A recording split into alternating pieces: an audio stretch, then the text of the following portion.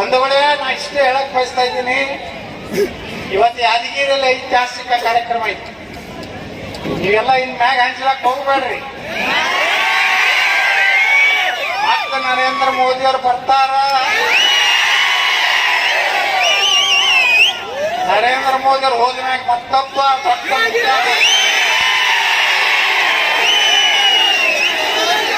ನರೇಂದ್ರ ಮೋದಿ ಅವ್ರು ಯಾರು ಬರ್ತಾರ?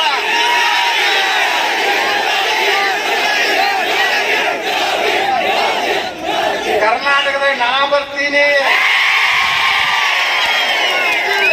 ಯಾರೇ ಮುಖ್ಯಮಂತ್ರಿ ಆಗ್ತಾರಂತ ಅಂಗಿ ಹೊಲ್ಸ್ಕೊಂಡಿಲ್ಲ ತಗದಿಟ್ಟು ನೋಡ್ರಿಗೆ. ಎಲ್ಲ ಅಡ್ಜಸ್ಟ್ಮೆಂಟ್.